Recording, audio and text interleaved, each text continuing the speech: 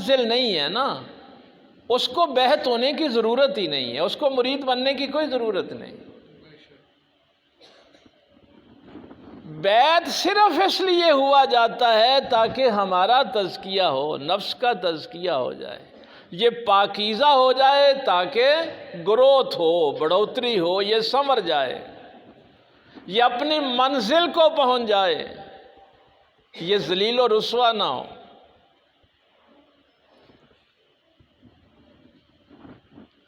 اب یہ جو نفس کی گندگی ہے یہ عقائد سے شروع ہوتی ہے۔ اگر بندے کا عقیدہ گندا ہو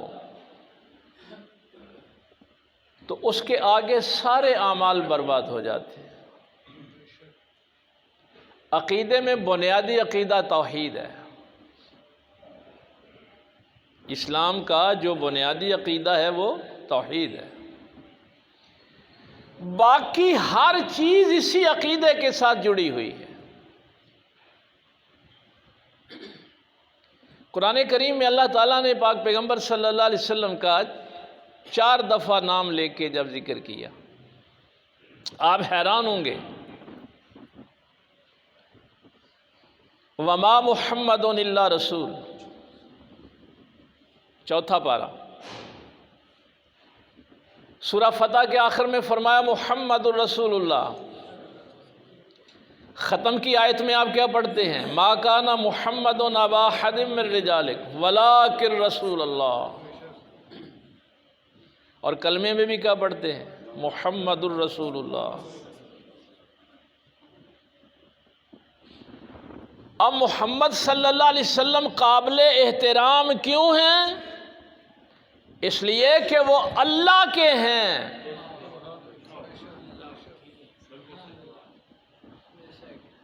اب یہ رسالت جڑ گئی اللہ کے ساتھ، محمد الرسول اللہ۔ یہ قرآن کریم کی باتیں آپ کے سامنے رکھ رہا ہوں۔ وَلَا تَقُولُوا لِمَن يُقْتَلُ فِي سَبِيلِ اللَّهِ أَمْوَاتٌ۔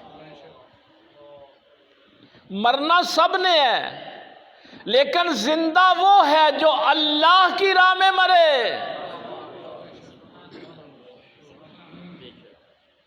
ولی قابل احترام کیوں ہے؟ ولی اللہ، اس لیے کہ وہ اللہ کا ہے، شہید اللہ کا ہے، رسول اللہ کا ہے۔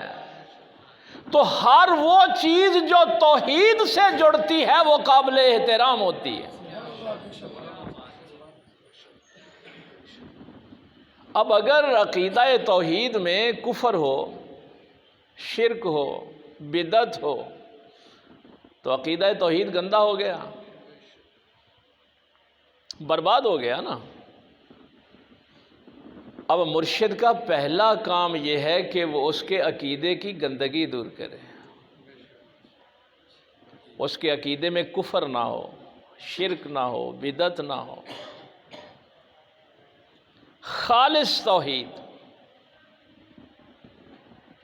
ایک جملے میں عرض کر دوں، چونکہ عرض کیا تھا نا اس دن میں نے کہ اولئک الذین انعم اللہ علیہم من النبیین والصدیقین۔ کیا نبی سچے نہیں ہوتے؟ بھائی نبی بھی تو نبیوں سے بڑا سچا کون ہوتا ہے؟ پھر قرآن نے یہ ترتیب کیوں بیان کی کہ انعام ہوا نبیوں پہ اور صدیقین پہ؟ نبیوں سے بڑا گواہ کون ہوتا ہے؟ والشہداء۔ نبیوں سے بڑا صالح کون ہوتا ہے؟ والصالحین۔ ہاں نبی تو ظاہر ہے صدیق ہیں، سچے ہیں، صادق ہیں، شہید بھی وہی سب سے بڑے ہیں، صالح بھی وہی سب سے بڑے ہیں، لیکن نبیوں کے بعد، آج یہ میرا موضوع نہیں، میں صرف ایک جملے میں عرض کرنے لگا ہوں، نبیوں کے بعد جس کی طلب میں صرف اللہ ہے وہ صدیق ہے۔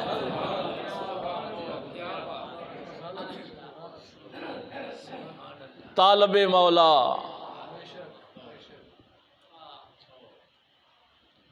یہ مرشد کا کام ہے کہ اس کے نفس میں طلب مولا آ جائے۔ کفر اور شرک اور بدعت، دیکھیے شیطان کے بڑے روپ ہوتے ہیں، بہت روپ ہوتے ہیں شیطان کے۔ ایک میں آج اتنا وقت نہیں تھا کہ میں کوئی واقعہ عرض کرتا، لیکن وہ چلو آ گیا ذہن میں۔ قادیانیوں کا ایک طریقہ ہے، وہ دیکھتے ہیں کسی کو دولت کی ضرورت ہے تو وہ اس کو پیسے فراہم کر دیتے ہیں، کسی کو عورت کی ضرورت ہو تو عورت فراہم کر دیتے ہیں۔ تو میرے بچے ہی تھے ادھر شاگردی، تو فوج میں ایک میجر صاحب تھے، تو ایک بچی اس کے پیچھے لگا دی بہت خوبصورت قادیانیوں نے، لیکن اس نے ایک شرط لگائی، اس نے کہا کہ میں قادیانیوں کے گھر شادی نہیں کرنا چاہتا، یہ مسلمان ہو جائے۔ لیکن منافقوں کا طریقہ ہونا کہ ٹھیک ہے یہ بچی مسلمان ہو جائے۔ اب انہوں نے اپنا آہستہ آہستہ کام جو ہے وہ شروع کیا۔ ایک دن اس نے کہا کہ تم استخارہ کر لو کہ مرزا سچا نبی ہے یا جھوٹا نبی۔ تو استخارے میں تو اللہ اشارہ کرتا ہے نا، تو تم استخارہ کر لو۔ دیکھیے شیطانی وسوسے، اس نے کہا ہاں یہ ٹھیک ہے۔ استخارہ کیا، خواب میں کیا دیکھتا ہے کہ مرزا بیٹھا ہوا ہے، اس کے ارد گرد لوگ بیٹھے ہوئے ہیں، اس کی نبوت کے کلمے پڑھے جا رہے ہیں۔ مرزئی ہو گیا، قادیانی ہو گیا۔ اس نے کہا اب تو میں نے اللہ سے مشورہ کر لیا ہے۔ اگر کوئی اس کو سمجھانے جاتا تو وہ کہتا میں اللہ کی مانوں کہ مولوی کی مانوں۔ یہ آپ کو بتانے لگا ہوں کہ مرشد کتنا ضروری ہے۔ بس ایک دن پھر کوئی مرشد مل گیا، اس نے کہا وہی جملہ، اس نے کہا میں، اور اس نے بہت سی فیملیز آگے قادیانی بنا دی کہ دیکھیے میں نے استخارہ کی ہے، اللہ نے مجھے اشارہ کیا خواب۔ تو کہنے لگا کہ بابا جی میں اللہ کی مانوں یا آپ کی مانوں؟ انہوں نے اس کا ہاتھ پکڑ کے کہا تھوڑی دیر کے لیے میری مان لے، تھوڑی دیر کے لیے میری مان لے۔ اس نے کہا اچھا آپ بتائیں کہ تو نے کیا کیا؟ کہنے لگا جی میں نے استخارہ کیا۔ انہوں نے فرمایا بیٹا استخارہ شک پہ ہوتا ہے۔ استخارہ کب ہوتا ہے؟ جب شک ہو۔ تجھے مرزا پتہ خواب میں کیوں نظر آیا ہے؟ تو نے اللہ کے محبوب کی نبوت پہ شک کیا تو تیرا ایمان ضائع ہو گیا، تیرا ایمان برباد ہو گیا۔ اگر تجھے اللہ کے محبوب کی نبوت پہ یقین ہوتا تو استخارہ ہی کیوں کرتا؟ اس استخارے کی وجہ سے جب تیرے اندر شک پیدا ہوا تو تیرا ایمان برباد ہو گیا۔ جب تیرے اندر ایمان ہی نہیں رہا تو اب تجھے پھر مرزا ہی نظر آنا تھا، تجھے محمد تو نظر نہیں آنے تھے۔ اس لیے سرکار امام اعظم ابو حنیفہ رضی اللہ تعالیٰ عنہ نے فرمایا تھا اگر کوئی بندہ نبوت کا دعویٰ کرے اور آپ اس سے دلیل مانگیں، ایک بندہ نبوت کا دعویٰ کرتا ہے، آپ اسے کہتے ہیں تیری نبوت کی کیا دلیل ہے؟ امام پاک فرماتے ہیں دلیل مانگنے والا بھی کافر ہو گیا، اس لیے کہ اس نے محمد الرسول اللہ پہ شک کیا تو ایسے دلیل مانگی۔ کیا سمجھے مقام نبوت کیا ہے؟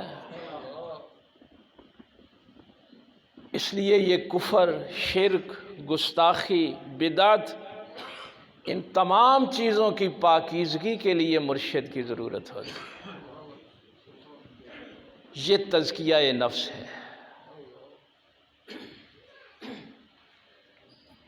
اس میں ایک بات ذہن میں رکھنا،